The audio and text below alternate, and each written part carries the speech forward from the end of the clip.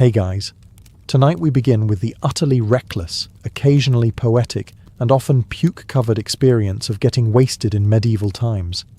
When alcohol wasn't just for fun, it was safer than the water, more reliable than a doctor, and significantly cheaper than a confession. So, before you get comfortable, take a moment to like the video and subscribe, but only if you genuinely enjoy what I do here. And let me know in the comments where you're tuning in from and what time it is for you. It's always fascinating to see who's joining us from around the world. Now dim the lights, maybe turn on a fan for that soft background hum, and let's ease into tonight's journey together. Imagine you're a peasant in 13th century Europe. You've been working the fields since sunrise, you're caked in mud, your back hurts, and you're parched. But instead of reaching for a glass of water, you do something your modern descendants would find deeply alarming. You reach for a tankard of ale. And not because you're trying to get tipsy. No, it's because water could kill you. Medieval people had a healthy, well-earned paranoia of untreated water. Rivers and wells were convenient dumping grounds for sewage, dead animals, and the occasional unlucky traveller. Germ theory didn't exist yet, but people had figured out through trial and very unfortunate error that drinking straight from the stream was a shortcut to spending the night with your face in a ditch, or in a shallow grave. The solution? Small beer, a low alcohol, mildly fermented drink made from grains, barley, and whatever yeast happened to be floating around. It wasn't glamorous, it wasn't strong, but it was safer than the plague-ridden puddle outside. Children drank it, nuns drank it, even monks drank it, though to be fair, they probably had better stuff. The average medieval person consumed about a gallon of ale per day. That's right, a gallon. Not because they were all raging alcoholics, though let's be honest, some were, but because they genuinely didn't trust water. It was also cheaper and easier to produce than wine, especially in Northern Europe. In many places, ale wasn't just a drink, it was a food group, a calorie delivery system in a cup. Liquid bread, if you will, and far less chewable than the mouldy stuff the local miller passed off as food. And no, people weren't staggering around drunk all day. The alcohol content in small beer was usually 1 to 2%, just enough to kill bacteria, not enough to start a tavern brawl before breakfast. But if you drank too much, especially on an empty stomach, things got wobbly. While peasants were chugging low-grade ale to avoid dying from swamp water, monks were doing something a little more refined, inventing medieval craft beer. Yes, in between chanting, copying manuscripts, and regretting their celibacy, monks were quietly becoming the OG brewmasters of Europe. Far from being casual drinkers, they ran full-on brewing operations in their monasteries, and they were good at it. Really good. Why monks? Well, monasteries were clean, relatively stable, and full of men with time, literacy, and access to big pots.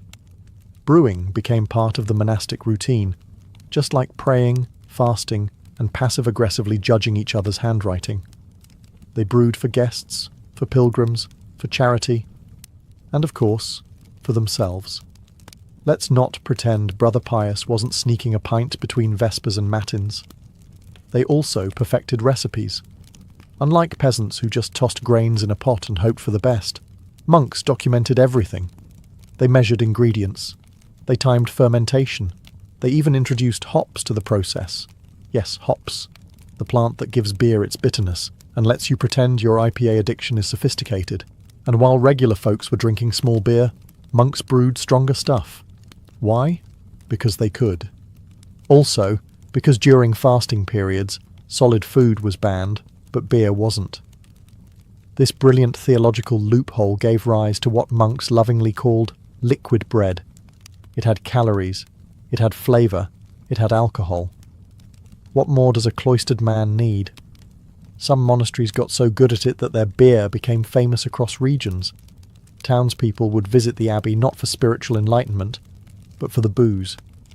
By the 14th century, many monasteries were running what we'd now call microbreweries, except instead of a guy named Chad in a flannel shirt, it was Brother Gregory with a tonsure and impeccable fermentation notes.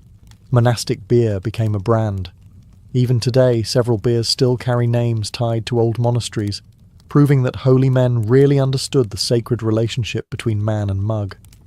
Before Instagram, before Facebook, and long before you could ruin your reputation with a tweet, there were taverns.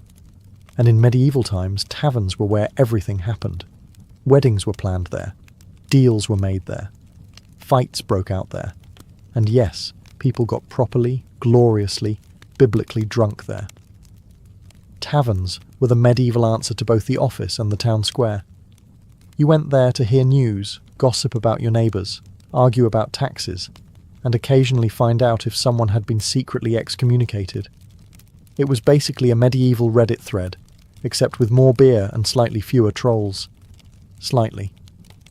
The interior was simple: a dirt or straw-covered floor, rough wooden benches, an open hearth, and a tavern keeper who may or may not have cleaned the mugs this week. The air was thick with smoke, garlic, and regret.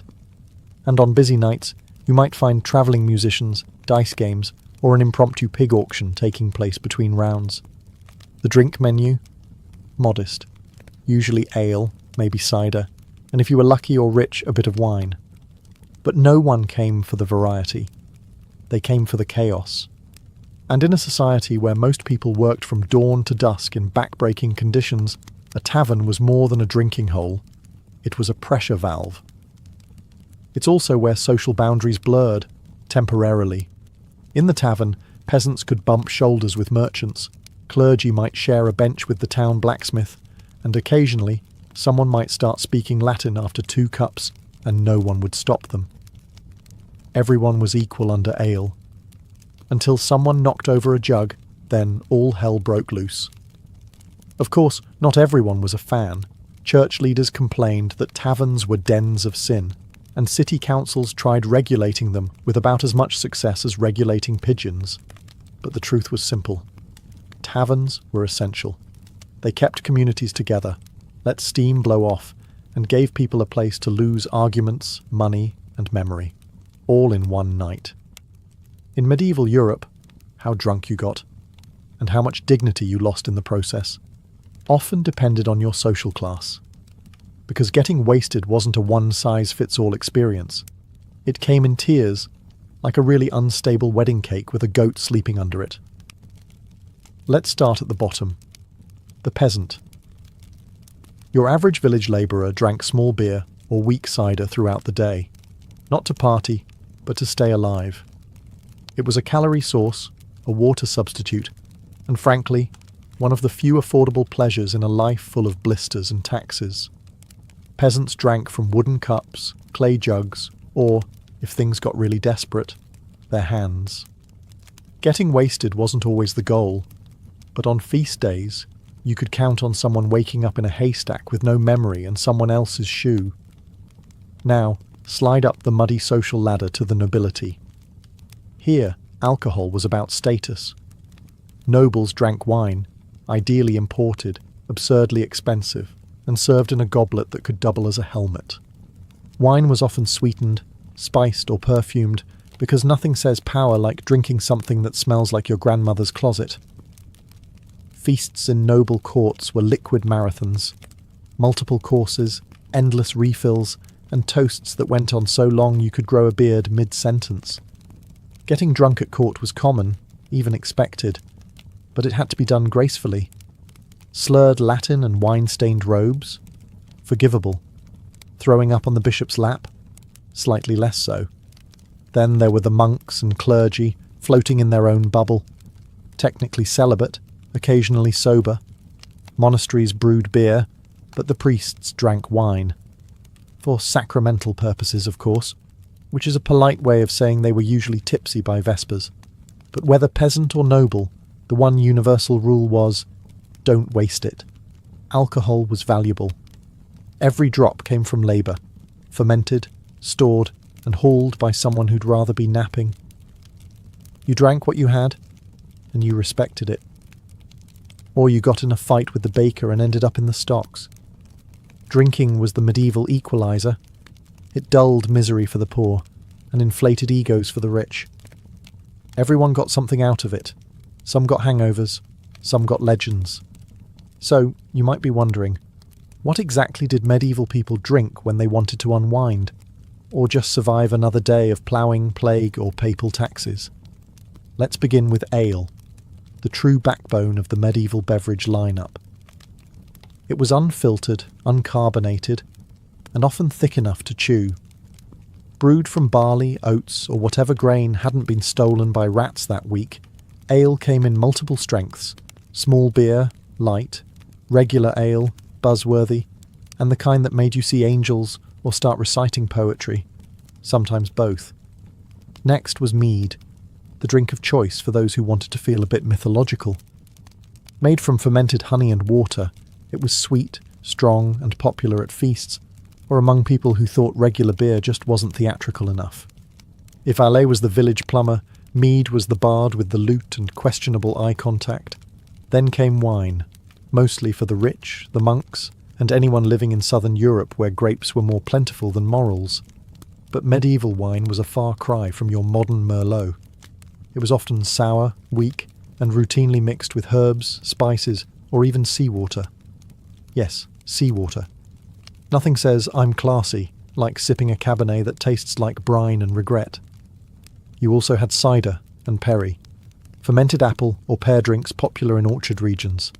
Sweet, fizzy-ish, and dangerously easy to overdrink, especially if you were already 2 tankards deep into your no work today plan. And then, things got weird. Some folks drank braggot, a medieval hybrid of beer and mead, usually strong enough to peel paint. Others enjoyed posset, a bizarre hot mixture of curdled milk and ale. Picture a foamy soup made by someone who's angry at cows. Occasionally, medicinal concoctions came into play, herb-infused wines that promised to cure everything from headaches to demons. Whether they actually cured anything is questionable, but after 3 cups, no one cared. And finally, there was ale mixed with raw egg, for the brave and the soon-to-be nauseous. Did it help with strength? Maybe. Did it smell like something you'd regret? Absolutely. If you think medieval people drank a lot during regular days, you should see them at a feast. These weren't your grandma's polite dinners. They were all-night carnivals of consumption, meat, music, merriment, and massive quantities of booze. And getting drunk wasn't just accepted. It was basically built into the seating arrangement. Feasts happened for any occasion: weddings, holidays, the birth of a royal heir, the return of someone who hadn't died from crusading, or just because the Lord was bored and wanted to show off his new goblet shaped like a falcon. The drinking began early. Wine or strong ale was poured by the gallon, and guests were expected to participate, enthusiastically. Refusing a toast could be seen as rude, suspicious, or even unpatriotic. In some courts it was practically treason. Toasts weren't just cheers. They were elaborate rituals with speeches, blessings, and the occasional passive-aggressive poem. And every toast was followed by more food, more drink, and usually more bad decisions. Nobles drank from ornate cups, gold, silver, sometimes carved horn, because even intoxication had to be a performance. Meanwhile, servants scurried around refilling mugs, clearing trenches, aka edible plates made of stale bread, and quietly judging everyone. As the evening dragged on and inhibitions vanished, the party often devolved into a blur of singing, wrestling, and long-winded storytelling no one asked for. There are medieval records of people dueling mid-feast over who told a better joke or whose beard had more dignity. And then came the entertainers. Minstrels, dancers, jugglers, or that one guy who made inappropriate shadow puppets after too much mead. All fueled by the same overflowing pitchers. If things went well, you left wobbling, full of roast goose and good cheer. If they went poorly, you woke up under the table next to a jester and a broken lute, swearing you'd never drink again. Until next week. Feasts were structured chaos. And alcohol? It was the social glue and the accelerant. If you thought beer pong was the peak of human civilization, allow me to introduce you to the chaotic world of medieval drinking games, where the stakes were high, the rules were vague, and the chance of injury hovered somewhere around Absolutely. Getting wasted wasn't just a side effect of medieval socializing, it was the main event. And games helped move things along. These weren't structured contests with scorecards. No, these were activities that started with laughter and ended with someone passed out in the turnip bin. One of the most common pastimes? Toasting wars. 2 or more people would try to out-toast each other, not in clever words but in sheer volume. It was less about poetry and more about surviving round after round without slurring through the words, "to the king's goat." Another classic was casting the dice, often played for drinks, coins, or questionable favours. The dice were crude, often carved from bone, and the rules changed depending on who was sober enough to explain them. And if the game ended in an accusation of cheating? Well, congratulations. You just invented medieval bar fighting, which we'll cover later. There was also, who can drink the most the fastest? Not a creative name, but extremely popular. This was less about winning and more about achieving bragging rights and possibly liver failure. Medieval men prided themselves on how many tankards they could down before falling into a hedge. In noble circles, drinking games were wrapped in rituals and manners, like courtly pledges. A lady might challenge a knight to drink a full goblet in her honour, a task he'd accept dramatically, possibly while composing a short epic poem and trying not to belch through the rhyming couplets. And of course, there were games with physical consequences, balance contests, spinning challenges, and impromptu wrestling once someone mistook the minstrel for an ogre. The point was never really to win. The point was to drink more, laugh harder, and test the durability of the local furniture. In medieval Europe, drinking wasn't just socially acceptable, it was theologically endorsed. The church may have wagged its finger at taverns and bar fights, but when it came to wine, that was holy business. Let's start with the basics. Communion wine. At every Mass, the priest would lift the chalice, say a few sacred words, and boom, it was now the literal blood of Christ. And then he drank it, often several times a week, sometimes daily. Now, it's not like priests were doing keg stands in the cathedral, but the ritual meant a steady, respectable intake of wine, all in the name of salvation. And wine wasn't reserved just for communion. Monasteries produced barrels of the stuff, technically for religious use, but somehow always with enough left over for, let's say, personal reflection. Monks documented their vintages, praised the divine quality of fermentation, and occasionally ended sermons a bit slurred. Then you had saints who were practically the patron protectors of partying. St. Bridget of Ireland once prayed for a lake of beer for the heavenly host. And yes, that's a real quote. St. Arnold of Soissons is said to have saved thousands by urging people to drink beer instead of water during a plague. Science? No. Accidentally correct. Absolutely. Even religious festivals doubled as excuses to drink. Christmas, Easter, Saints' Days, they weren't just for praying. They were for feasting, singing, and warming your soul and bloodstream with ale or mead. Pilgrims often stopped at monasteries where monks offered hospitality in the form of bread, shelter, and just enough wine to make the next leg of the journey spiritually questionable. And if you passed out under the altar table, well, you were just resting in the presence of the Lord. Of course, the Church condemned excessive drinking, but like most medieval rules, enforcement was wildly inconsistent. A noble might get a stern sermon, a peasant might get tossed in the stocks. A monk, he'd just get reassigned to less liquid duties. Let's be honest, in a world where beer was safer than water, someone was always bound to overdo it.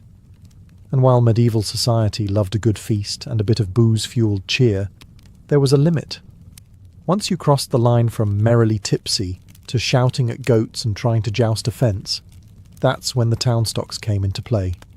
Yes, the dreaded stocks. Medieval society's favourite blend of punishment and public entertainment. These wooden contraptions clamped your ankles, wrists, or neck and left you stuck in the village square, exposed to the elements, hecklers, and occasionally a very disappointed sheep. Getting put in the stocks for public drunkenness wasn't rare. If you were loud, rude, vomited somewhere sacred or strategic, or decided to moon a local bishop, you might find yourself clamped into public humiliation by dawn. The punishment wasn't just physical, it was deeply social. Your friends, neighbours, and that one nosy blacksmith's wife all got to watch you squirm, stew, and sober up slowly in full daylight. Children might throw old vegetables. Monks might mutter scripture at you. Someone would definitely say, "Seen that one before." Ironically, you weren't always punished for drinking, only for being bad at it. Nobles could drink themselves into a coma at feasts with no consequences. But if a cobbler tripped into a pig trough after 3 ales? Suddenly, it was a moral crisis. Authorities saw public drunkenness as dangerous, not because of the alcohol itself, but because it made people unpredictable. Slurred speech and stumbling were fine behind closed doors, but out in the streets, that's how revolts start. Or worse, folk songs. Some towns even had ale tasters, whose job was to make sure tavern beer wasn't too strong, or at least not stronger than the mayor's tolerance. Still, being drunk in public was rarely treated as a crime. It was a mild disgrace, a social slap on the wrist. You weren't a criminal, just someone who got a little too medieval on a Wednesday night. And after a few hours in the stocks, you walked away stiff, shamed, and probably planning your next visit to the tavern. Just quieter this time. Hangovers in the Middle Ages were exactly as awful as you'd expect, minus the ibuprofen and minus any sympathy from your neighbours. You wake up on a pile of straw, the church bells are going off like Judgment Day, and there's a goat staring at you because apparently you passed out in its stall. Again. So what did medieval people do for hangovers? Well, for starters, they powered through it. You had chores. You had obligations. You didn't have time to complain about your head splitting open like a rotting melon. You just muttered something about sin and staggered back into the daylight. But some people, bless them, did try actual cures. One popular one? Raw eggs in ale, because nothing says recovery like mixing what wrecked you with what might give you salmonella. Others swore by vinegar, or fennel tea, or infused herbs, which usually tasted like grass and sadness. If you were lucky enough to have access to a doctor, and I use that term loosely, they'd talk about imbalanced humours, and probably bleed you a little. Nothing helps a hangover like blood loss, right? Some just kept drinking.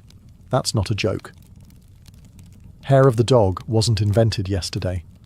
Medieval folks figured, well, I already feel like death, might as well top it off with a warm mug of redemption. The church, predictably, had a different take. Hangovers weren't just your body punishing you, they were God punishing you. The prescription was repentance, and maybe fasting. Nothing cures a headache like guilt and a dry crust of bread. Honestly, most people probably didn't call it a hangover. They just called it Thursday.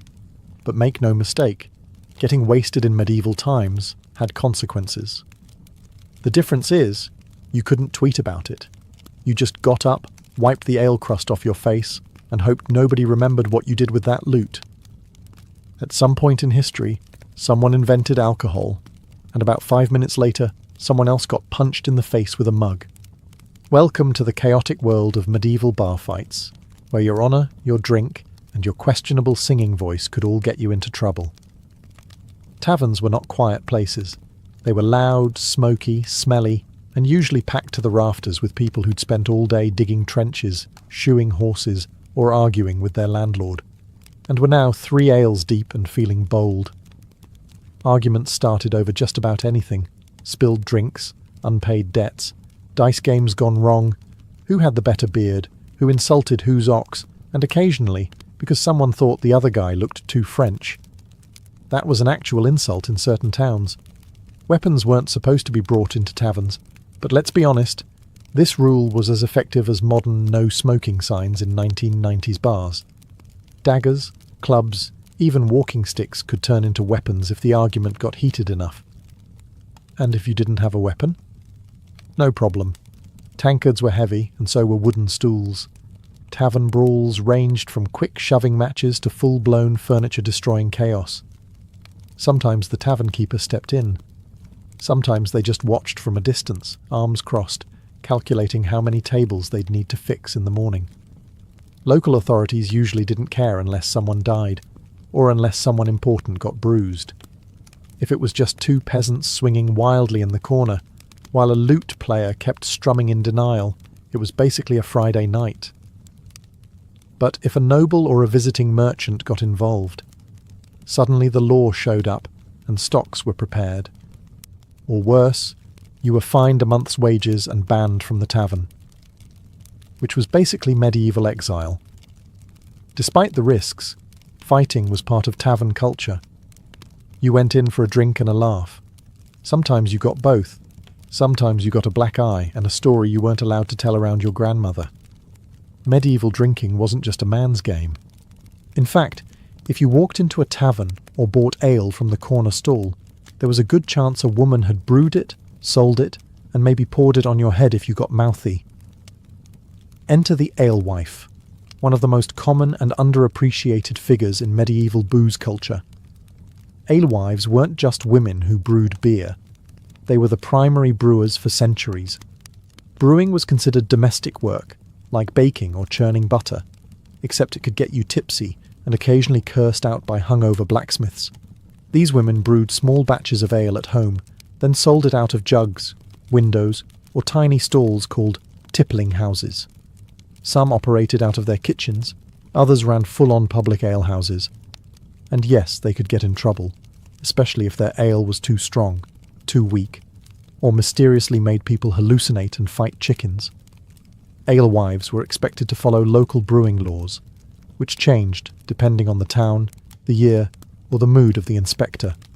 Prices were fixed by law, which meant if an alewife overcharged or watered down her product, she could be fined, publicly shamed, or forced to wear a paper hat declaring, "Bad brewer." Yes, really. Then there were tavern maids who worked inside the alehouses, pouring drinks, scrubbing tables, and trying not to get groped by guys named Oswald with 3 teeth and too much mead in his system. These women had to be tough, fast, and fluent in insults. Some were just trying to earn a wage. Others flirted their way to better tips. A few married rich drunks and retired early. The medieval dream. But women weren't just behind the bar. They drank too. Especially at festivals, weddings, or after dealing with 8 children and a cow that refused to cooperate. Drunkenness wasn't praised in women, but it wasn't unheard of either. And if the ale was good and the night was long, a few verses of bawdy song were absolutely fair game. In the Middle Ages, if you were sick, injured, or just looked mildly uncomfortable, someone was going to hand you alcohol. Maybe it was a priest. Maybe it was your barber surgeon. Maybe it was your grandmother. But rest assured, the medieval solution to almost anything was, have a drink. And to be fair, it sometimes helped.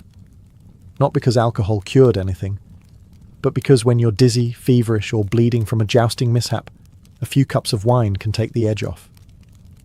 Welcome to medieval medicine, where alcohol was painkiller, antiseptic, sedative, and occasionally breakfast. Doctors, and again that term's doing a lot of heavy lifting, routinely prescribed wine and ale. If you had a cold, warm wine, a headache, wine with mint, digestive issues, mead mixed with herbs, served in what was essentially a hollowed-out medieval mug and a prayer. Even monks brewed herbal liqueurs for healing purposes. These were strong, sweet, syrupy concoctions flavoured with wormwood, sage, or whatever looked vaguely medicinal in the garden. Today we'd call that digestive. Back then they called it medicine, and just hoped you didn't die. One particularly bold remedy involved soaking herbs in brandy, then drinking it to cleanse the humours. Whether it cleansed anything other than your self-respect is debatable, but you did stop complaining, either from numbness or unconsciousness. In battlefield medicine, alcohol had a real purpose. It cleaned wounds. Or more accurately, it stung like hell and distracted you from the guy sawing off your leg with something that used to be a farming tool. Sometimes they gave the patient a strong drink before the amputation. Sometimes they were the patient and just passed around the bottle. But medieval people didn't just use alcohol for injuries. It was prescribed for melancholy, plague symptoms, childbirth recovery, and spiritual despair. If you were breathing, there was probably a bottle involved. Did it work? Occasionally. Did it make things worse? Also occasionally. But hey, in an age where bloodletting was considered science and leeches were practically co-workers, alcohol was at least pleasantly wrong. If there's one thing governments have always been good at, it's noticing when people are having fun and figuring out how to tax it. And in medieval Europe, alcohol was no exception. Drinking wasn't just a pastime, it was an economic engine. Brewing, selling, and serving alcohol created jobs, generated revenue, and gave local authorities yet another excuse to write unnecessarily dramatic laws. Some towns even had ale conners, official taste testers who checked whether the beer was good, legal, and appropriately frothy. Not a bad gig, assuming you didn't mind gout. Taverns needed licenses to operate, though what counted as a license varied wildly. In some places, it was a stamped document. In others, it was just a verbal agreement with the local bailiff and a sack of onions as collateral. But if you served ale without permission, you could be fined, shamed, or shut down faster than a poorly played lute solo. Prices were also regulated. That's right, price caps on beer. Authorities posted ale prices on wooden boards, and alewives or tavern keepers who charged too much were punished. In theory. In practice, if your ale was strong and your cousin worked at the mayor's office, things got flexible. And then came the taxes. Ale taxes, wine taxes, malt taxes. In some places, there were even drinking vessel taxes. Imagine getting fined for using a cup that was too fancy. Welcome to medieval capitalism. Monasteries and nobles often had tax exemptions, of course, because nothing says divinely inspired like not paying duties on your barrels of mead. Meanwhile, peasants were stuck paying levies on every batch they brewed for family gatherings, even if it tasted like watery sadness. But these regulations didn't stop people from drinking. They just made them more creative. Some taverns operated unofficially, some brewers sold off the record, and others simply bribed the right people and hoped no one checked the ledgers too closely. The result? A booming, slightly illegal, ale-soaked economy, built on loopholes, gossip, and the unshakable human desire to have a pint at the end of a long day. In short, medieval booze wasn't just social, it was business, and business was booming. By the end of the medieval period, the way people drank, and what they drank, started to shift. Slowly, subtly, and with far fewer pigs in taverns. One major change came with the rise of stronger alcohol. Distillation, that magical process that turns wine into something that could clean wounds and erase memories, became more refined in the late Middle Ages. This gave birth to early versions of brandy, aquavitae, water of life, and other dangerously potent drinks that made beer look like toddler juice. At the same time, international trade expanded. Exotic spices, new brewing techniques, and, eventually, sugar and rum made their way into Europe. With every shipload of imported goods, drinking culture evolved. Mead and ale began to lose ground to wine and spirits, especially among the wealthy, who now wanted to sip imported claret and pretend they were part of the Renaissance. Taverns also got an upgrade. By the 16th century, some evolved into inns and public houses, early versions of the pub. Drinking was no longer just something you did after work. It became a structured part of travel, politics, and even postal delivery. Yes, medieval mailmen drank. Frequently. And then came the Reformation, which poured cold water and guilt on a lot of the party. Reformers like Calvin and Knox were not big fans of public drunkenness. Suddenly drinking became a moral battleground, and taverns were accused of being dens of sin, sloth, and questionable fiddle-playing. Governments got stricter, licensing laws multiplied, taxes increased. Public drunkenness was increasingly criminalized. But the desire for a good drink? That never went away. It just adapted. Alewives were pushed out by guilds and male-run breweries. Wine was regulated by state-appointed officials. Spirits became fashionable in court. And slowly but surely, drinking moved from an everyday necessity to more of a social choice. The Middle Ages gave way to modernity, and while we gained better sanitation, cleaner water, and slightly less mead, we also started to forget how deeply entwined alcohol had been with survival, celebration, and social life for centuries. In ancient Babylon, love was not a spontaneous, rosy-cheeked affair. It was war. And like any good war, it required strategy, incantations, and sometimes the assistance of a very grumpy demon. Babylonian love magic didn't shy away from meddling with the supernatural. If you couldn't win someone's affection through charm, you'd write their name on a cursed clay figurine and bury it near their door. Just like that, you had leverage. Who needs roses when you've got necromancy? The Babylonians believed love could be summoned, or subdued, through ritual and invocation. Tablets from Mesopotamian archives describe enchantments where a priest or sorceress would call upon Ishtar, the goddess of love and war, to bend the will of a target.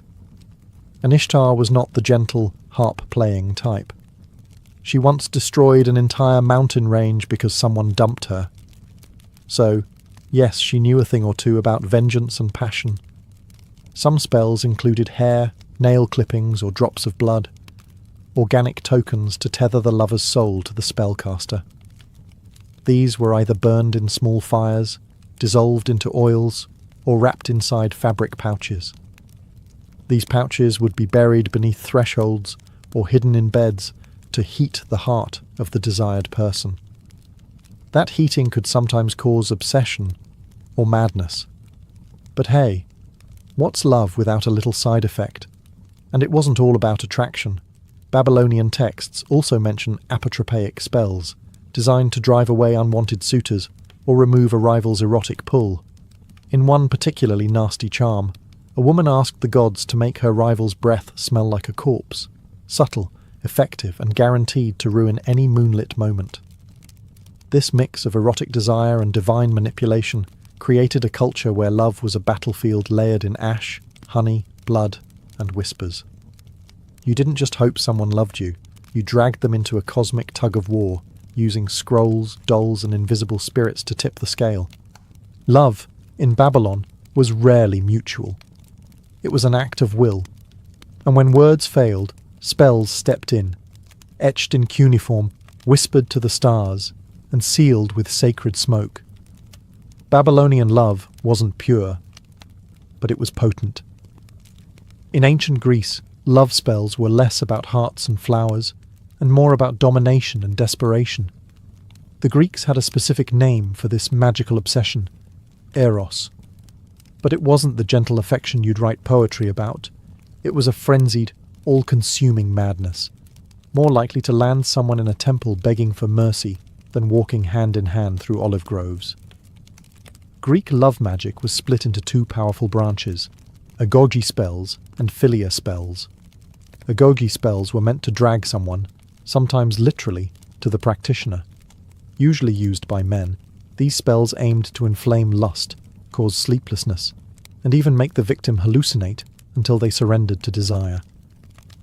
A typical agoge spell might say something like, "Burn her heart until she comes to me crawling." Yes, crawling. Greeks were not subtle about their intentions. The spells were often written on lead tablets, cheap, durable, and heavy with symbolism, and buried in graveyards or wells, places considered gateways to the underworld. Why? Because these spells often invoked underworld spirits or restless ghosts to do the dirty work. You wanted someone to fall in love? You'd call on a dead guy who had nothing better to do? On the other hand, philia spells were more affection management. These were often used by women trying to maintain peace in marriages or control their husband's wandering eyes. Rather than summon burning passion, philia spells focused on harmony and loyalty. They were sometimes infused into wine or oil, acting like magical tranquilizers hidden in daily rituals. Of course, herbs and potions played their part. Greeks used aphrodisiacs like mandrake root, which looked vaguely human and was believed to scream when uprooted, probably not ideal first-date material. Love potions also included honey, myrrh, and even crushed bones, mixed into drinks or rubbed onto clothes. A particularly strong recipe involved menstrual blood, an intimate and powerful ingredient believed to tie a man's soul to his lovers forever. Greek erotic magic wasn't romantic in the modern sense. It was strategic, visceral, and usually aimed at control rather than consent. Eros, the god of love, was often depicted blindfolded and armed with arrows for a reason. Love wasn't just blind, it was dangerous, and the Greeks knew exactly how to weaponize it. When it came to love, the ancient Romans took what the Greeks started and added more wine, more drama, and far more legal loopholes. Roman love spells weren't merely folk traditions whispered by lonely hearts. They were considered tools of influence, status preservation, and, occasionally, straight-up revenge. In a society obsessed with order and honour, controlling another person's desires became a stealthy way of rewriting fate itself. Roman love magic came in many forms, but deficciones, binding spells, were among the most popular. These were usually etched into thin sheets of lead and folded like cursed love letters before being buried in tombs or tossed into rivers. The idea? Entrap the target's mind, body, and spirit by invoking chthonic deities like Pluto or Hecate. The writing was often sharp, commanding, and full of desperate pleas. Some read like court summons, others resembled melodramatic fan fiction.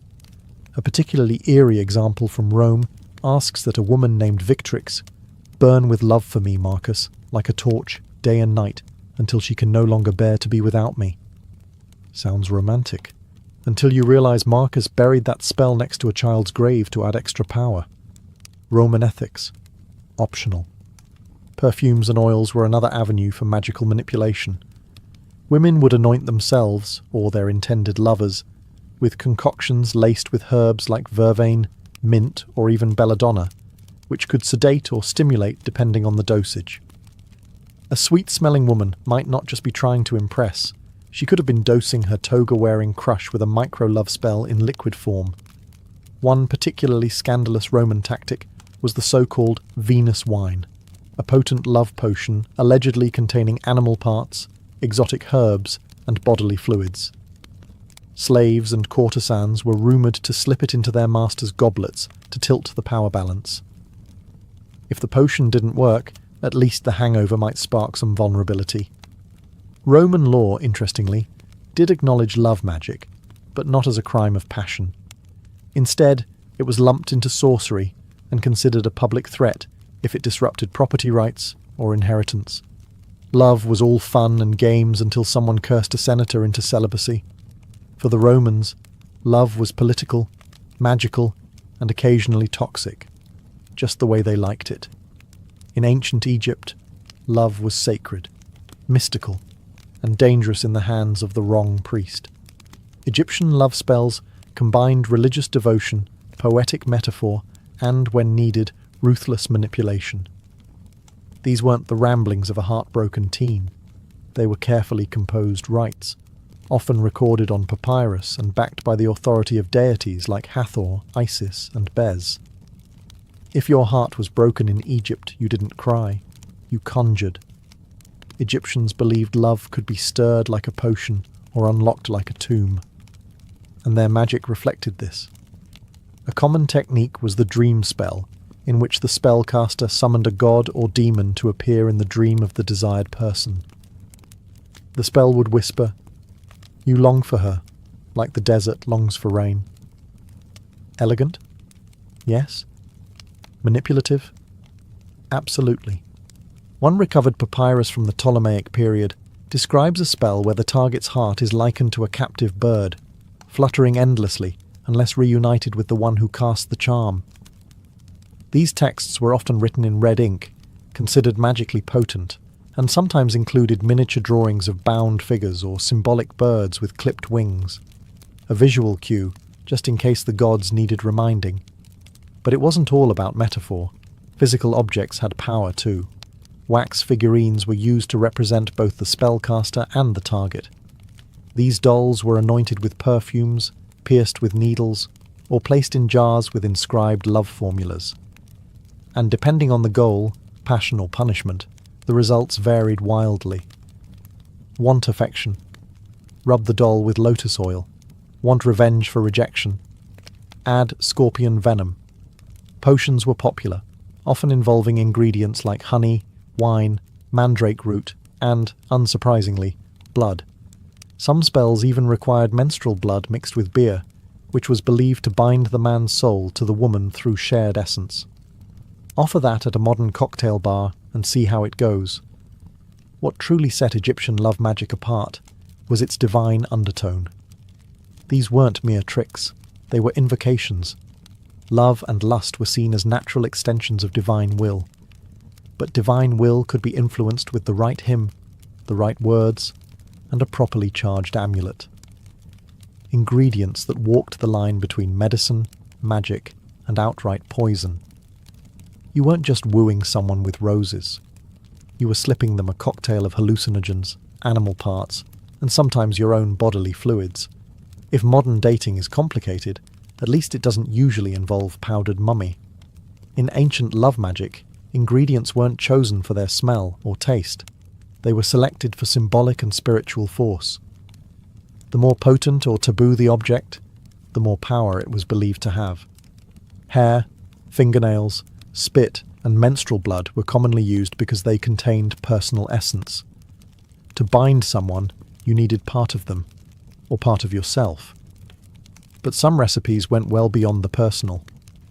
In Babylon, spells sometimes called for scraps of lion skin, crocodile fat, or the feathers of nocturnal birds, creatures thought to live between worlds.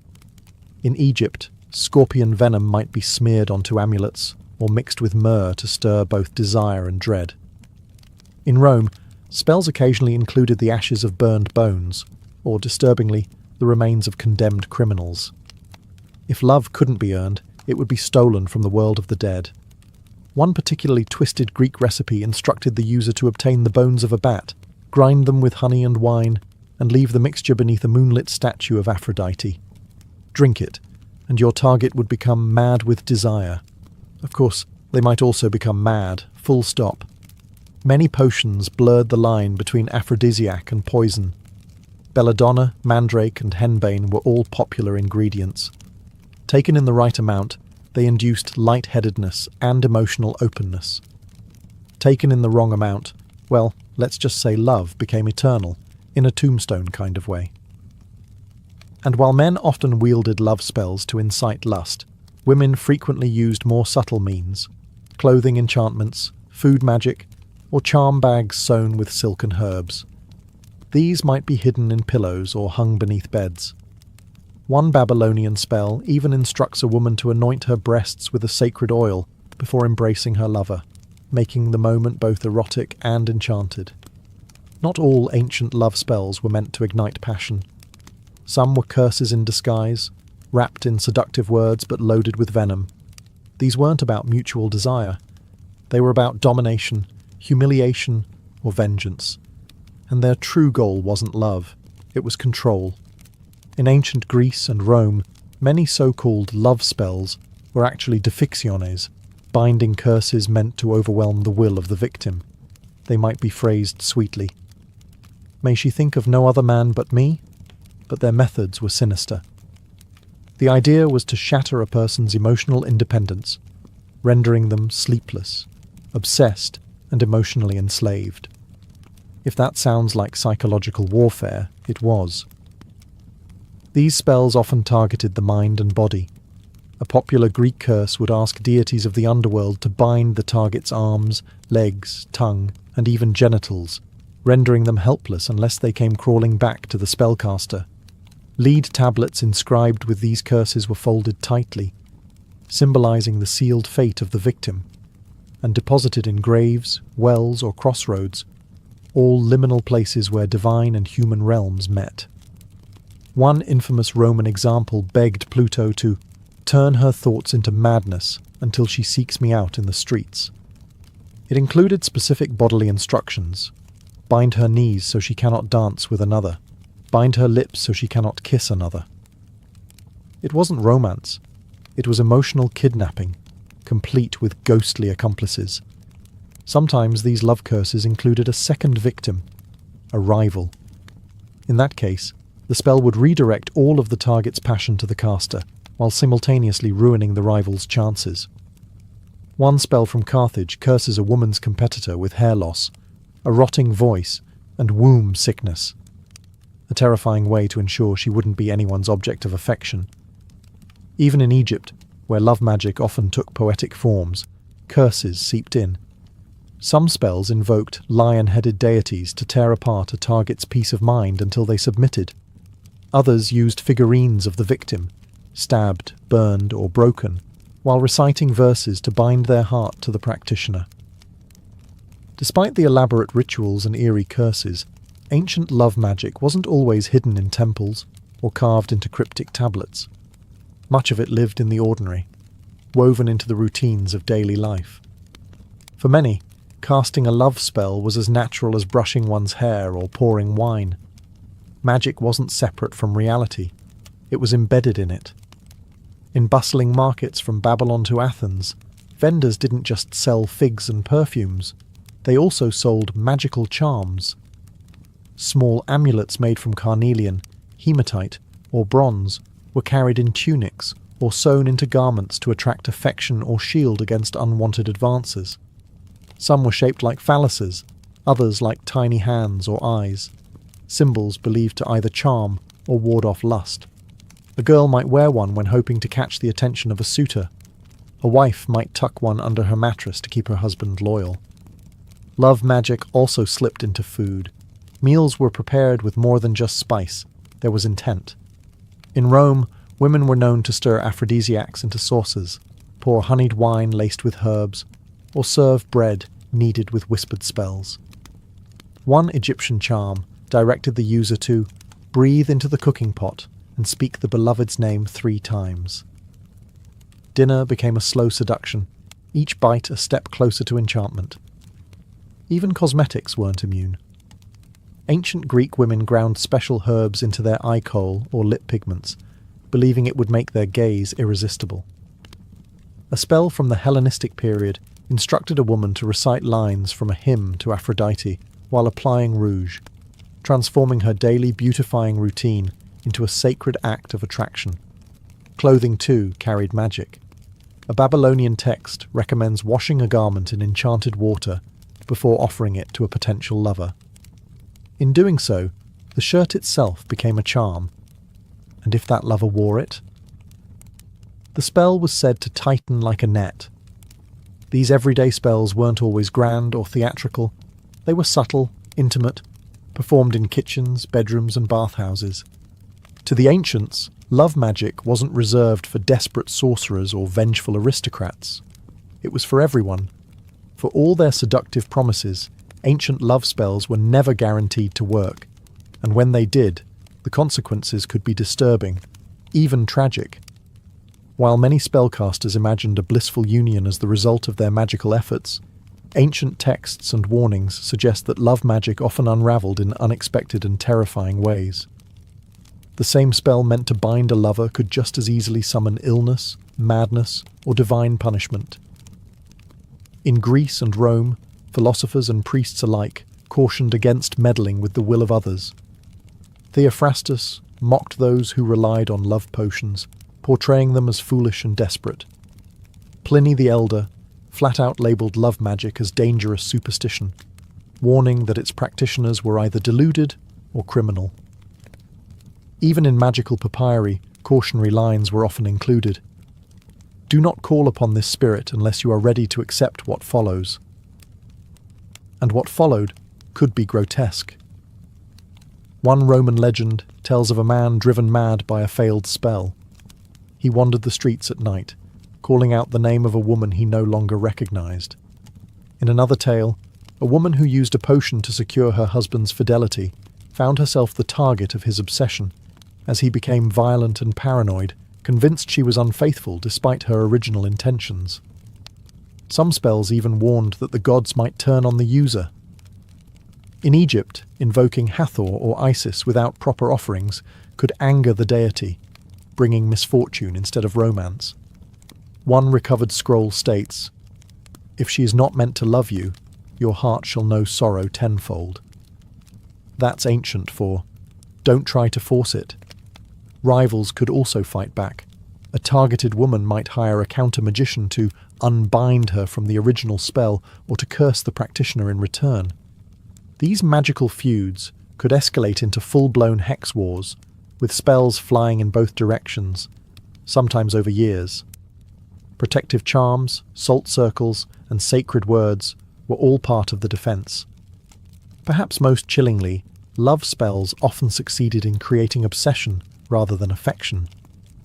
The victim might feel compelled but confused, physically drawn but emotionally vacant. Love turned into compulsion, a haunting echo of true connection.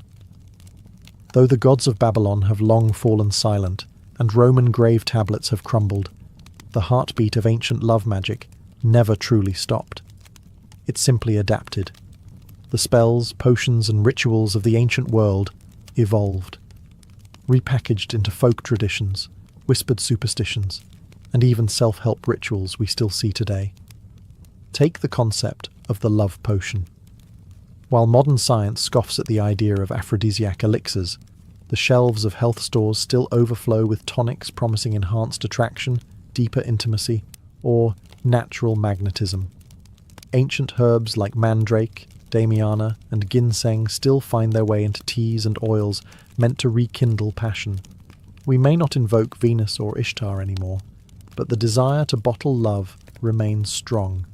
In parts of southern Italy, folk traditions continue to echo Roman and Greek magical beliefs.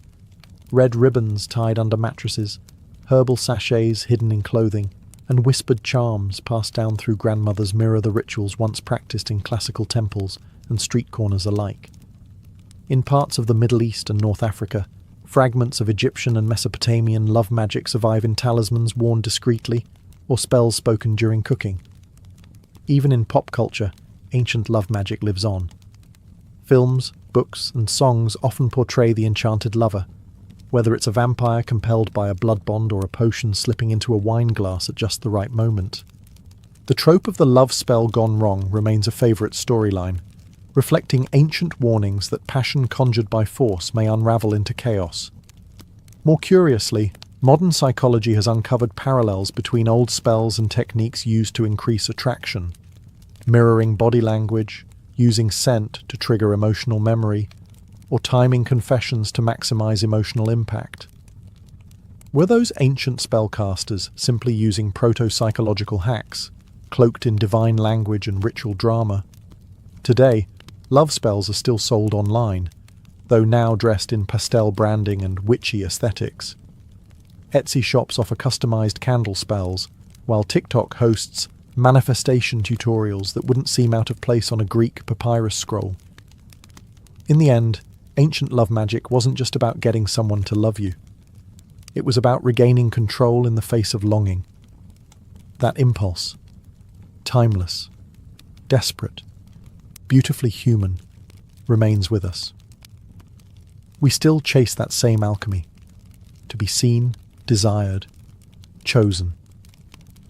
And if a little magic helps along the way, so be it. In ancient Greece, sport was not a pastime, it was a sacred duty, a divine performance of flesh and will before the gods. Nowhere was this more evident than at the Olympic Games, first held in 776 BCE in Olympia, a sanctuary site dedicated to Zeus. For over 1,000 years, Greeks from city-states across the Hellenic world gathered every 4 years, not for politics or war, but to chase immortality through muscle and grit. The games weren't casual contests. Athletes trained for months, sometimes years, under the watchful eyes of coaches, priests, and even philosophers. Before competing, they swore an oath to Zeus, promising they had prepared honestly and would not cheat. This wasn't just formality. Breaking the oath could result in public flogging or disgraceful disqualification. Honour was everything. And if you're imagining chariot races and discus throws with dignified robes flapping in the wind, stop. Greek athletes competed completely nude. It was a celebration of the male form, yes, but also a sign of transparency. Nothing hidden, no armour, no trickery. Just raw athleticism and the judgment of the gods above. The original events were simple. Foot races, long jump, discus, javelin, wrestling and boxing. Then came the pancration, a brutal combination of wrestling and boxing with barely any rules. Fingers were broken, eyes were gouged. The crowd cheered. Death wasn't common, but it wasn't forbidden either. Winning brought more than bragging rights. Victors were crowned with a simple olive wreath, but they returned home as heroes. Some cities awarded winners with free meals for life, prime seats at the theatre, or even exemption from taxes. Poets would immortalise their names. Sculptors might carve their likeness into marble. For a fleeting moment, they were godlike. But there was no room for women, not in the audience, and certainly not as competitors. The Olympic Games were for men only, though women did have their own separate festival, the Horiah, also held at Olympia, featuring foot races for unmarried girls. Still, it paled in comparison to the testosterone-fueled spectacle that defined the male arena. The Greek Olympics were more than games. They were a sacred fire, burning with ambition, discipline, and divine expectation. To run, to wrestle, to win. It wasn't just athleticism. It was ritual. It was legacy. It was war without weapons. If the Greeks turned sports into sacred ritual, the Romans turned them into a blood-soaked spectacle. In the Roman Empire, athletics meant violence, and no event embodied this more than the gladiatorial games. These weren't polite matches in tunics. They were brutal performances of life and death, designed to thrill the masses, honour the dead, and remind everyone who held the power. Gladiators were typically slaves, prisoners of war, or condemned criminals. But despite their low status, they became household names. Some, like Spartacus, rose to legendary fame, admired even as they were paraded into combat for the crowd's delight.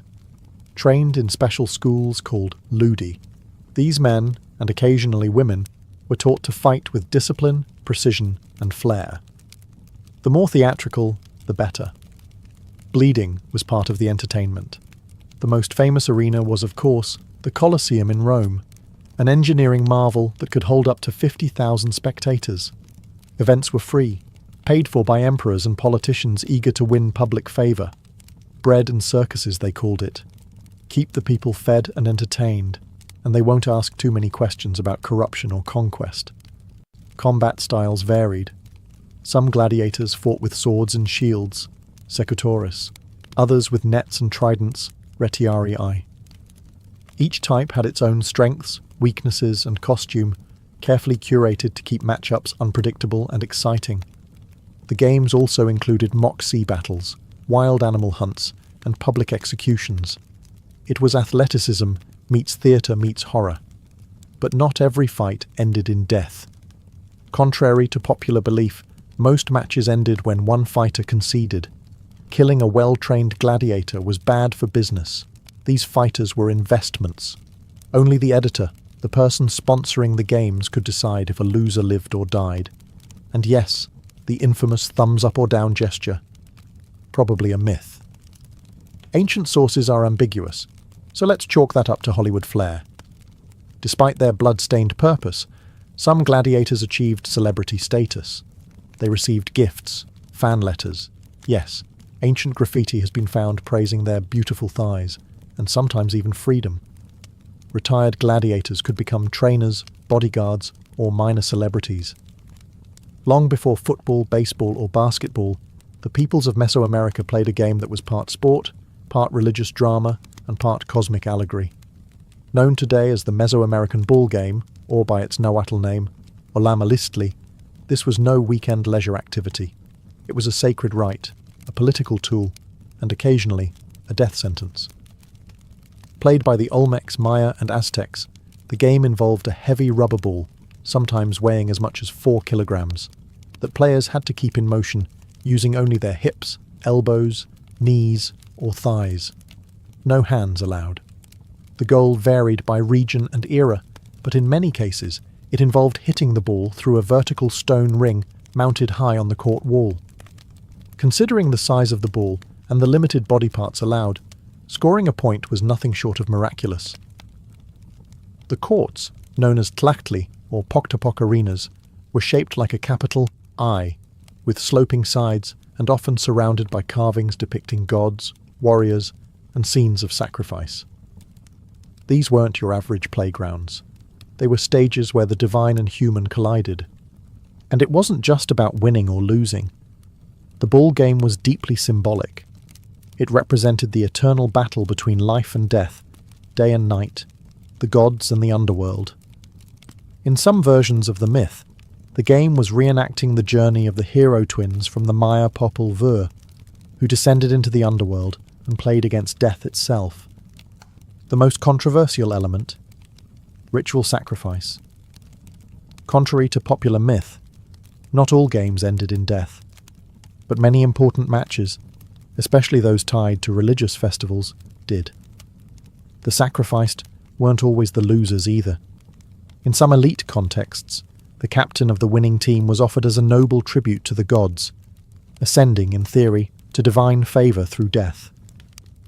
Others argue it was the losers who paid the price, a public display of cosmic justice.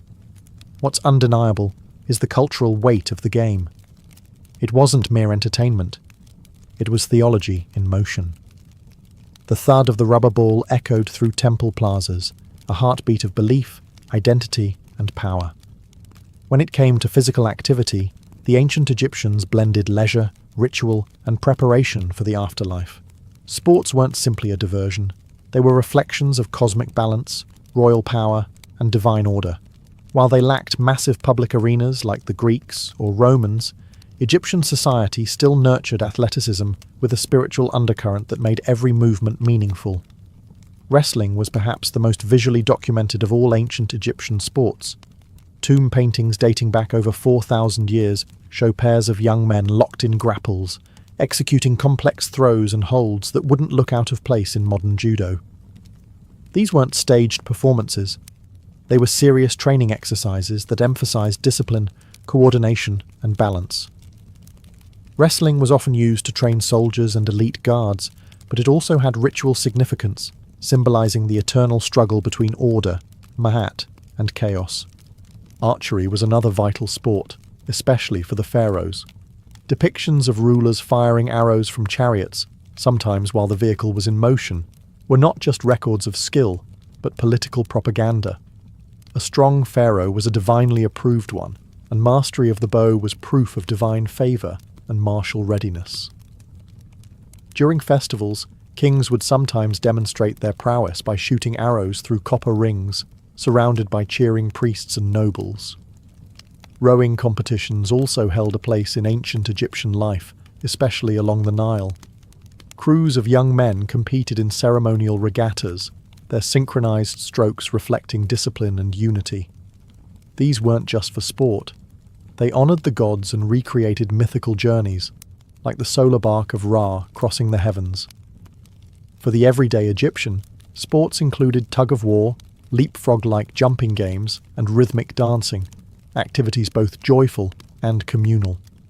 Children practiced balancing and acrobatics, while labourers stayed physically fit through their daily work. Athletic games during festivals often served as community bonding and religious observance, blending sweat with spirituality. Interestingly, Egyptian women participated more than in many ancient cultures. Wall paintings show female dancers and gymnasts performing at banquets and ceremonies, often in celebration of fertility and divine femininity. While not competitive in the modern sense, these performances were athletic, graceful, and held symbolic weight. In ancient China, sports weren't just about physical prowess. They were tightly woven into the fabric of Confucian values, military training, imperial politics, and the pursuit of harmony between mind and body. From battlefield simulations to courtly pastimes, Athletic activities served both the elite and commoners, often reflecting deeper philosophical ideals. Archery held a particularly exalted place. In Confucian tradition, the nobleman was expected to master the bow, not only as a warrior, but as a gentleman. Competitions were formalized and deeply ritualistic. During the Zhou dynasty, archery contests were held in ceremonial halls, where etiquette mattered as much as accuracy. Participants bowed, recited prescribed phrases, and shot not to kill, but to demonstrate inner virtue and discipline. Hitting the target was seen as a metaphor for hitting moral perfection. But not all sports in ancient China were so serene. Enter Jiju, Chinese polo. Introduced during the Han dynasty and reaching peak popularity under the Tang, polo became the sport of emperors, generals, and aristocrats. Played on horseback with long mallets, it was thrilling, fast-paced, and surprisingly dangerous. Emperor Shizong of Tang even died in a polo accident. Still, the sport was embraced by both men and women of the court. Noble women in silk robes could be seen galloping alongside their male counterparts, striking balls with astonishing agility. In an age of rigid gender roles, polo briefly levelled the playing field. Military sports also flourished. Kuju, an early form of soccer, was originally developed to keep soldiers agile and coordinated. Players kicked a leather ball through a net or hole in a wall using precise footwork. Over time, Kuju became a popular civilian game as well, eventually gaining recognition as the earliest documented form of football. Martial arts, too, found expression through sport. Wushu and early forms of kung fu weren't just combat techniques, they were disciplines that cultivated the spirit as much as the body. Sparring matches and strength tests were common in military academies and public demonstrations, often staged during festivals. Even games like chess and go, Weiqi, were viewed as mental sports, testing strategy, foresight, and emotional control. The ideal sportsman wasn't merely strong, he was balanced, restrained, and morally upright. In the ancient Near East, spanning Mesopotamia, Assyria, Persia, and beyond, sports were rarely just games. Athleticism was often a reflection of power, divine favour, and military preparedness. Physical feats weren't celebrated in isolation. They were part of public ritual, royal image building, and the cultural machinery of empire. In Mesopotamia, the earliest known urban civilizations developed a range of physical activities, though they didn't formalize sport quite like the Greeks. Wrestling, for example, features prominently in Sumerian art and literature. The Epic of Gilgamesh describes the hero wrestling the wild man Enkidu in a contest so fierce that it shakes the very foundations of the city, only for the two to end up as lifelong companions. Wrestling wasn't just for sport, it symbolized raw strength, dominance, and respect among equals. Kings were expected to be physically formidable. Assyrian and Babylonian rulers often commissioned reliefs showing themselves hunting lions or engaging in military drills. These weren't staged for mere vanity. They were political statements. Killing a lion by hand wasn't just a show of courage. It declared that the king could tame chaos and uphold order. That lion hunt? It was state-sponsored propaganda in muscular form.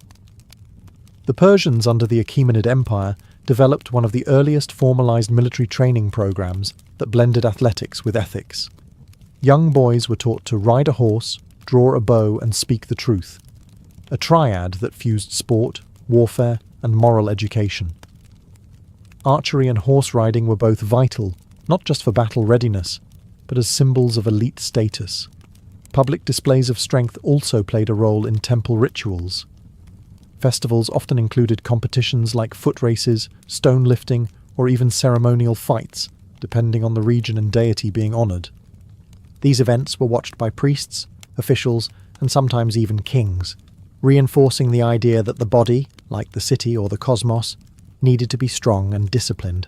One unique contribution from the Near East was the use of board games like the royal game of which, while not physically demanding, were seen as mental duels, sometimes even tools for divination. Just like with archery or wrestling, success reflected divine favour. In the ancient civilizations of South Asia, particularly the Indus Valley and early Vedic societies, physical culture was deeply interwoven with social hierarchy, spiritual training, and the pursuit of balance between body and mind. Though archaeological evidence from the Indus Valley is sparse in terms of organized sport, clues from urban planning, figurines, and later Vedic texts reveal a society that valued physical agility, strength, and discipline. The cities of Harappa and Mohenjo-daro featured large public baths and open courtyards that may have been used for communal gatherings, water rituals, or athletic exercises. Terracotta figurines show people in dynamic poses, wrestlers, dancers, and acrobats, suggesting that movement and performance were essential parts of daily life. Though no Olympic-style events are documented, the environment hints at a culture where the body was trained not just for survival, but for aesthetic and ritual purposes. As society transitioned into the Vedic period, the emphasis on physical prowess became more codified, particularly through Dhanurveda, the ancient science of warfare. Young warriors were trained in archery, swordsmanship, chariot driving, and hand-to-hand combat. Competitions often accompanied royal festivals, where princes showcased their martial skill to assert dominance and attract political alliances. Wrestling, Malayuddha, emerged as one of the most revered sports in ancient India. More than just brute force, it was a spiritual practice. Wrestlers followed strict dietary and moral codes, lived disciplined lives, and often trained in temples. The Akhara, a traditional wrestling school, functioned like a monastery, emphasizing mental purity as much as physical strength. The practice survives today in modified forms, still deeply respected. Ball games and dice games also appear in Sanskrit texts. Krida, the Sanskrit word for sport, encompassed everything from racing animals to playing strategy games. In the Mahabharata, even divine heroes like Krishna and Arjuna are shown participating in sports, often using their skills as metaphors for cosmic struggle. Yoga, too, originated during this period, not as a gentle stretching routine, but as a rigorous system of physical and mental discipline aimed at achieving spiritual liberation. Athleticism here was not for glory, but transcendence. Though often overlooked in historical accounts, women in the ancient world did participate in sports, though usually under strict limitations and in gender-specific arenas. When women trained, competed, or performed physical feats, it was often tied to fertility, grace, or ritual purity, rather than public spectacle or competition. Yet across cultures, we find surprising evidence of female athleticism, sometimes celebrated, sometimes suppressed, but never absent. In ancient Greece, women were banned from the Olympic Games, not just from competing, but even from watching. However, they had their own festival, the Heraia, held in Olympia in honor of the goddess Hera. Young, unmarried girls raced barefoot in tunics shorter than the norm, their hair loose in contrast to married women's veils. Though there was no javelin or pancration, victory was still rewarded with olive crowns and commemorated with statues. In Sparta, women enjoyed far more athletic freedom. Spartan girls trained publicly in running, wrestling, and throwing, often competing in front of male audiences. Their athleticism was seen as a civic virtue. Strong mothers produced strong warriors. While the rest of Greece found this shocking, Sparta viewed female strength as foundational to their militarized society. In Egypt, tomb paintings and reliefs show women dancing, leaping, and performing gymnastic feats, particularly in festivals and religious ceremonies. These performances, though not competitive, were demanding and athletic. Some scenes even show paired female acrobats in mid-air poses, suggesting a long tradition of trained movement and physical artistry. Ancient Rome offers more complex examples. While elite Roman women rarely engaged in public sport, lower-class women and slaves occasionally performed in arenas as gladiatrices, female gladiators. Though rare, inscriptions confirm their existence. More commonly, women participated in ball games, swimming, and equestrian training within private villas. In China, Tang Dynasty records show noblewomen playing polo, one of the only major sports that allowed women and men to compete side by side. Dressed in flowing robes, they galloped through imperial courts, striking balls with precision. These scenes shocked later Confucian historians, but they demonstrate a brief window where elite women wielded athletic agency. Though the crowds have vanished and the dust of ancient stadiums has long settled, the spirit of ancient sports still pulses through the modern world. From Olympic gold medals to football stadium chants, today's athletic culture owes more than just inspiration to the ancient world. It inherits its structure, its spectacle, and even its soul. The Olympic Games themselves are a direct resurrection. Revived in 1896, the modern Olympics were consciously modelled on their Greek ancestors, complete with ceremonial oaths, laurel motifs, and even the flame, a symbol once sacred to Hestia. The values may have shifted from divine favour to international cooperation, but the essential goal remains: to celebrate the physical limits of the human body. Roman influence echoes in our love for stadium sports. Massive arenas, structured leagues, and the theatricality of modern games, from entrance music to over-the-top commentary, mirror the gladiatorial shows of the Colosseum. Even the idea of cheering sections, uniforms and sports as national identity can be traced back to the imperial pageantry of Rome. Mesoamerican traditions resonate in the ways we tie sports to ritual and symbolism. Though no modern game ends in human sacrifice, thankfully, we still speak of athletes as warriors, matches as battles, and trophies as sacred objects. Victory remains mythologized. From China's elegant archery contests to the militaristic discipline of Persian training, the idea of sport as moral education has endured. Modern martial arts continue to teach not just movement, but respect, restraint, and self-mastery, values rooted in ancient codes. Even forgotten games like Cuju and Krida have seen renewed interest as historians and enthusiasts seek to rediscover the diverse origins of modern athletics. Ancient board games, too, are reappearing in popular culture, not as dusty relics, but as reminders that competition isn't always physical. Perhaps most striking is how the ancient world framed sports as more than recreation.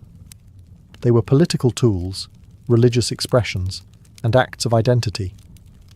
Today, when athletes kneel, speak out, or represent entire nations, we're seeing the same tradition unfold: sport as narrative, as power, as legacy. In short, the ancient world didn't just invent games, it invented the idea that through sport, humanity could aspire to greatness. Not just strength or speed, but honour, meaning, and the eternal pursuit of something just beyond our reach. Paris, the city of light, romance, revolution, and art. But few tourists realise that beneath the elegant boulevards and iconic monuments lies another city, far darker and infinitely more silent. A shadow Paris, stitched together by tunnels, carved into limestone and lined wall to wall with bones. This is the Catacombs, a 200-mile underworld filled with the remains of over 6 million people. The descent into the catacombs begins innocently enough. A spiral staircase leads you down, away from the noise of the living world. The air grows colder, the light dims, and then you're there, in the ossuary, a space where walls are literally made of human bones, stacked with disturbing precision. Skulls are arranged in rows like trophies, femurs cross-hatched in decorative patterns. Some tunnels even form shapes: hearts, crosses, columns. It's morbidly artistic and disturbingly calm. This macabre labyrinth was never built with tourists in mind. In fact, the catacombs began as limestone quarries, dug as early as the Roman era. Paris grew by using the very bones of its earth. Limestone for buildings, cathedrals, bridges. But by the 1700s, those empty quarry tunnels would take on a new role, because the living were running out of room for the dead. By the mid-18th century, Paris faced a dire crisis. Its cemeteries, particularly the infamous Saints' Innocents, were so overcrowded that corpses were literally spilling into nearby buildings. The stench, overpowering, disease, inevitable. Something had to be done.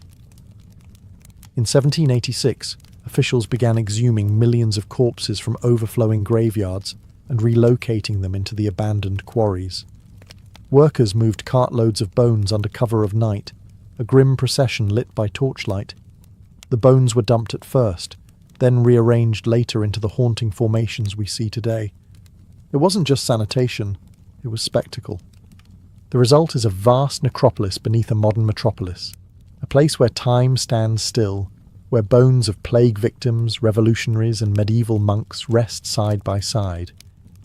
The catacombs don't just preserve the dead, they hold the memory of a city that has always teetered between beauty and decay.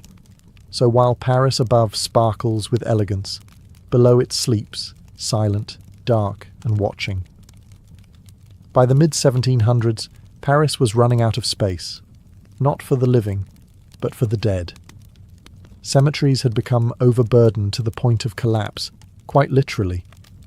The most infamous offender, the Cimetière des Innocents, located in the centre of the city. It had been in use for nearly 1,000 years and had accumulated centuries of corpses, layer upon layer, in shared graves, often stacked 6 or 7 deep. As the population grew, so did the problem. By the 18th century, the Innocents and other cemeteries had become bubbling pits of decay. The smell was inescapable, seeping into homes, churches, and markets. Residents near Saints Innocents complained of unbearable stench and frequent sickness. Meat spoiled faster. Water tasted strange. In some accounts, walls of nearby basements began to crack and leak human remains. It wasn't just grotesque, it was dangerous. In 1763, King Louis XV issued a royal decree banning burials within the city, but the church resisted. Cemeteries were sacred ground. Bodies were to rest in consecrated soil. But by the 1780s, the situation had reached a tipping point. After a cellar wall collapsed due to the weight of decomposing bodies on the other side, public health officials demanded a solution. The dead could no longer stay above ground. Enter the abandoned limestone quarries. These underground chambers, remnants of Paris's building boom, were mostly unused, dark, cold, and far from the eyes of the city. Perfect for a mass relocation of human remains.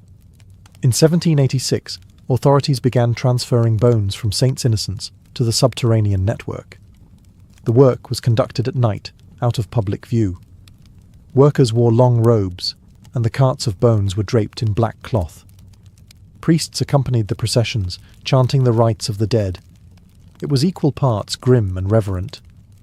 The transfer of bodies continued for decades.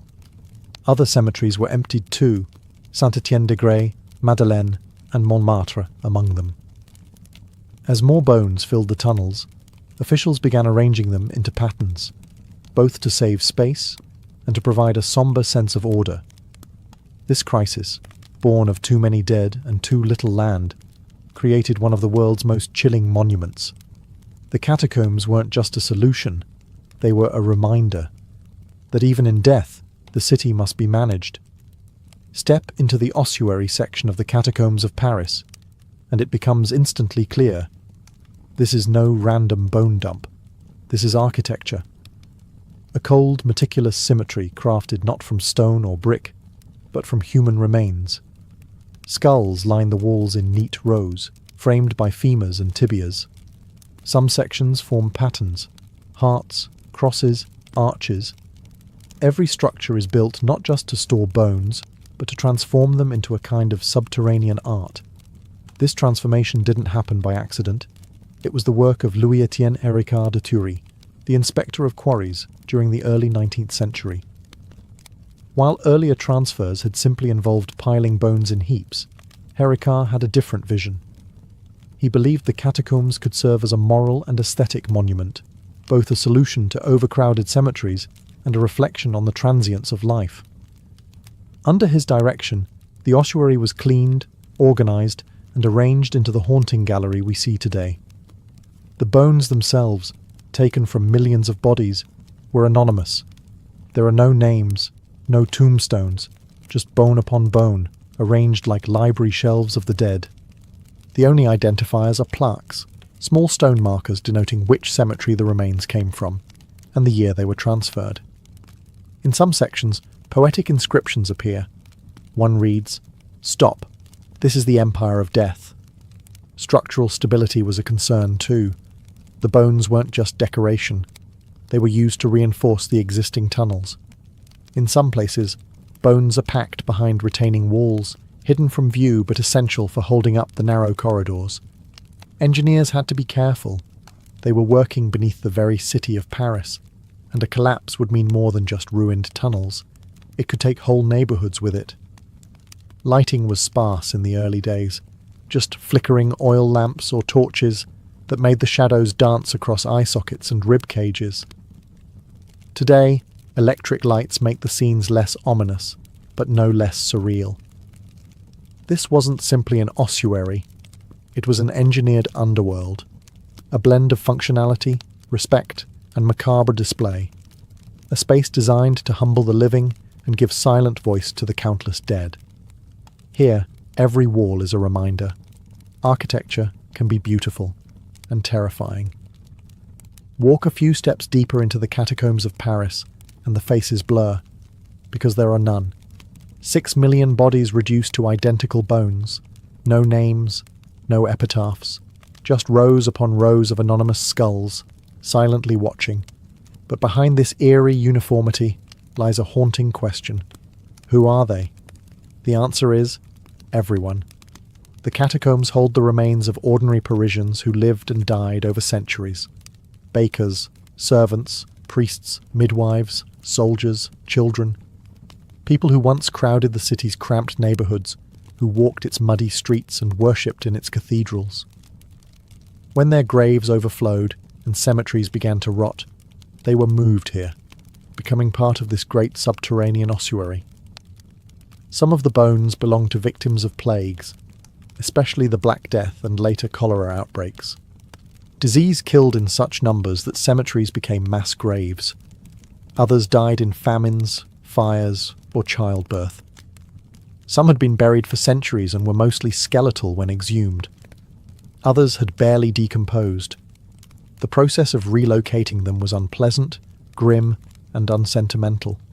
A solution, not a ceremony. But not all the dead were commoners. The bones of French nobles, clergy, and revolutionaries also found their way here, especially as political upheaval swept the city. During the French Revolution, when guillotines turned public squares into rivers of blood, victims were often dumped in mass graves and later moved underground. Some claim the remains of key revolutionaries, like Danton, Robespierre, or Camille Desmoulins, were relocated to the catacombs, but no official records confirm their exact placement. Down here, titles and ranks disappear. There's also the curious case of the Val de Grace quarry section, believed to hold the bones of monks and nuns. These religious communities, once buried in convent gardens, were eventually displaced like everyone else when Paris needed more room for the dead. And then there are the children, smaller bones scattered among the stacks, no markers, no dates, just silent testimony to lives cut short. By design, the catacombs erase identity. In death, all are equal: peasant, poet, plague victim, or patriot. The anonymity is overwhelming. 6 million souls reduced to geometry. And yet, in their silence, they speak of the sheer weight of history, of the cost of city life, and of a society that once stood shoulder to shoulder, and now lies skull to skull. While tourists shuffle through the official section of the catacombs, roughly a mile of sanitized, well-lit corridors, beneath their feet lies a forbidden world. A shadow network of uncharted tunnels, locked doors, and centuries-old pathways, crawling with graffiti, hidden chambers, and the occasional underground rave. Welcome to the domain of the cataphiles. Cataphiles are urban explorers who defy city law to access the forbidden zones of the Paris catacombs. They use hidden entrances, manholes in parks, storm drains, or basement trapdoors. Once inside, they navigate by memory, hand-drawn maps, or intuition. There are no signs, no safety rails, and no cell service, only the sound of your own footsteps echoing through the dark. This isn't just thrill-seeking.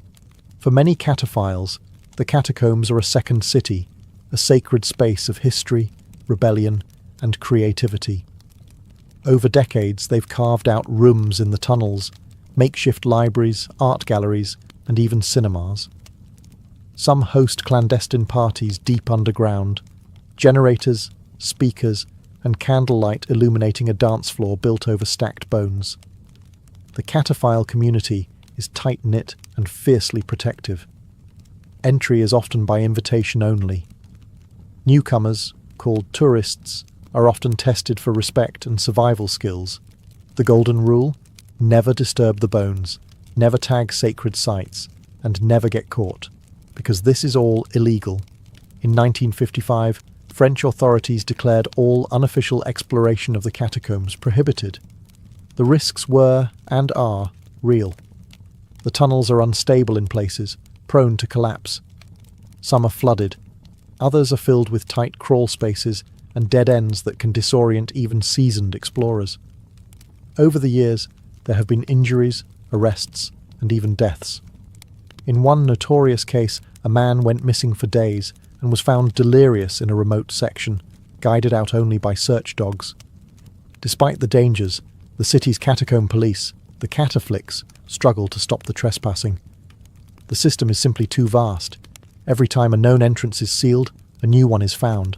The cataphiles return. They always return. For them, the catacombs are more than bones. They are freedom, mystery, a place where Paris breathes differently, where time dissolves, and where the living walk alongside the dead, not in fear, but in reverence.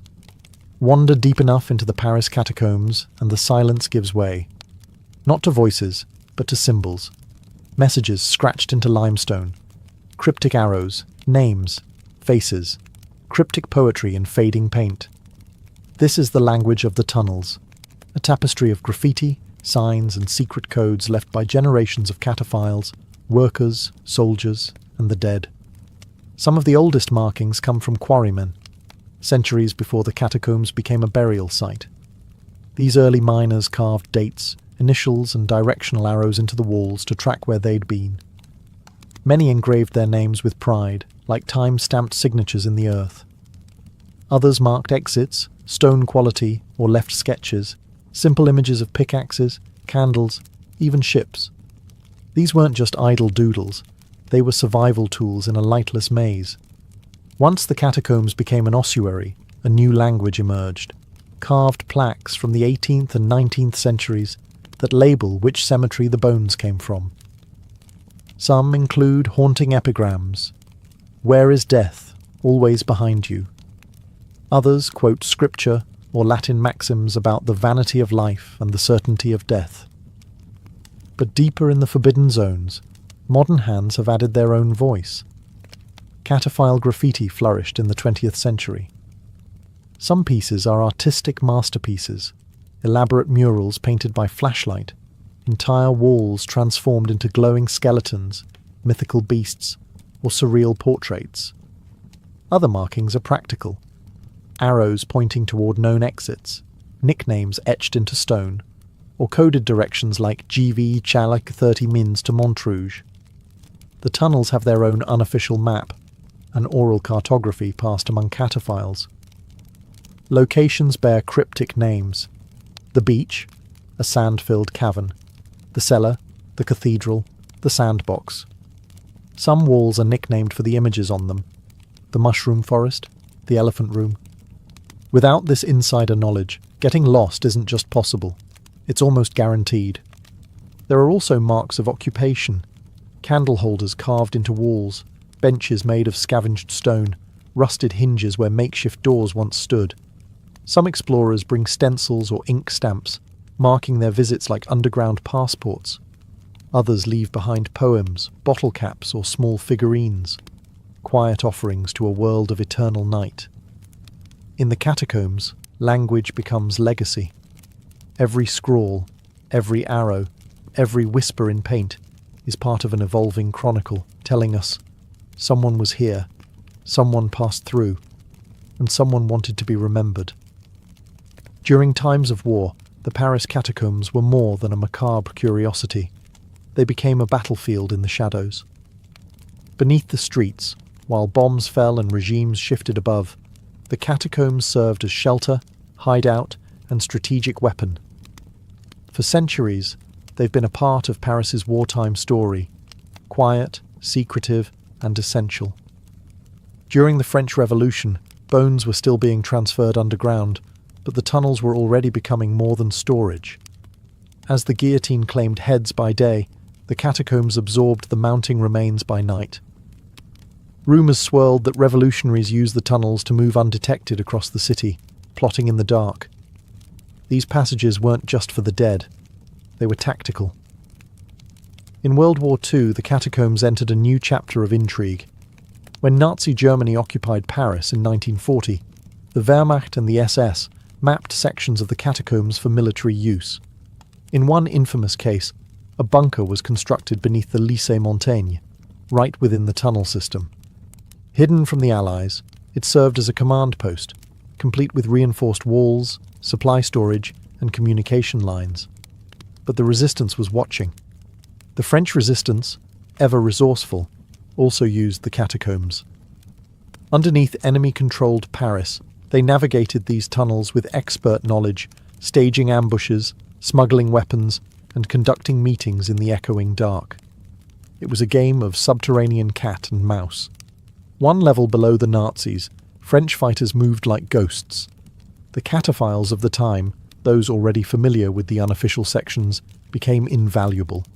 Their knowledge of hidden entrances and obscure routes turned the catacombs into a guerrilla labyrinth. Some sections still show evidence of their presence. Resistance graffiti, remains of ration cans, and even defensive structures built into the stone. Bomb shelters were carved during air raids. Ordinary citizens sometimes fled to the tunnels during Allied bombings or Nazi crackdowns. Down there, in the stillness, families waited. Bones on one side, war above, hope somewhere in between. After the war, many of these wartime sections were sealed off or forgotten, but traces remain. A rusted door, a pile of gas mask filters, a scorched wall. The catacombs held secrets long before the 20th century, but in wartime, they became something more. A crucible of survival, resistance, and the quiet defiance of a city that refused to die. Where there are bones and darkness, legends follow. The Paris catacombs are no exception. Over the centuries, these tunnels have become the breeding ground for myths, ghost stories, and urban legends that blur the line between reality and nightmare. Once a burial solution, the catacombs now host a folklore of their own, one that continues to grow with every new echo in the dark. One of the most famous tales is that of the Phantom of the Catacombs. Some say it's a long-dead quarryman who got lost and now wanders the tunnels, his footsteps heard but never seen. Others claim he's a plague victim, cursed to roam the ossuary forever, seeking his lost family among the 6 million skulls. Whether ghost or metaphor, visitors and explorers alike have reported disembodied whispers, cold gusts of air, and sudden nausea in certain sections of the tunnels, especially near older, untouched ossuaries. Then there's the legend of the camcorder tape. In the early 1990s, a group of cataphiles allegedly found a video camera deep in a restricted section. The footage, later broadcast on French television, showed a man wandering alone through the tunnels, increasingly panicked, running, spinning, lost. Eventually he drops the camera. No one knows who he was or what happened to him. The clip ends in silence, and he was never identified. The story became modern myth, the lost explorer who never found the surface again. Other stories are more surreal. There are whispered accounts of rooms filled with human bones arranged into chairs and thrones, or of underground cults using the catacombs for rituals. One sealed chamber, discovered in the early 2000s, had a working phone line, a fully stocked bar, and an underground cinema. On the wall, a chilling message: do not try to find us. Despite skepticism, the power of the catacombs mythos is undeniable. It feeds on the natural fear of the dark, the unknown, and the sheer weight of death. The space is real, but the stories, they live in the gaps, between candlelight and shadow, between echoes and silence. Whether you believe the tales or not, one thing is certain. Deep beneath Paris, fear breathes easily, and the catacombs never sleep. Today, the catacombs of Paris are one of the city's strangest and most visited attractions. Each year, hundreds of thousands descend into this empire of death, not for funerals or rituals, but for curiosity, for selfies with skulls, for the thrill of standing among 6 million of the once living. It's a place where mortality is laid bare, yet marketed with a ticket stub and a brochure. The official ossuary, opened to the public in 1809, was originally intended to be a place of reflection, a memento mori for a city too focused on the surface. Early visitors were guided through by lantern light, sometimes accompanied by priests or scholars. Today the lighting is brighter, the walls more secure, but the feeling remains. A quiet awe, a dread mixed with wonder. Tourism has only grown since the 19th century. Poets, philosophers and artists have long been drawn to the catacombs. Victor Hugo wandered its depths for inspiration. Salvador Dalí called it beautiful. And for many, it's become a pilgrimage, not just to confront death, but to marvel at how meticulously death has been organized, stacked, and displayed. Yet the catacombs remain controversial. Critics argue that turning mass graves into tourist attractions is disrespectful, reducing human lives to decor. Others point out that few visitors realize what they're seeing. These aren't props. They're people. Real individuals, once with names, faces, families, now anonymous relics of a buried past. Still, the catacombs serve a powerful purpose. They remind us of scale, the sheer number of lives lived before us. They are, quite literally, the foundation of Paris, the dead supporting the living. Bones that once carried bread, books, or revolution now hold up the city's myths and sidewalks. But strangely, the moment you climb the staircase and return to the surface, Paris feels different. Louder, brighter, more alive. Because in the end, the catacombs don't glorify death. They sharpen our sense of life, its fragility, its brevity, and its beauty. Beneath Paris lies its deepest truth. Everything we build on bones. And someday, perhaps the city will add ours to the archive.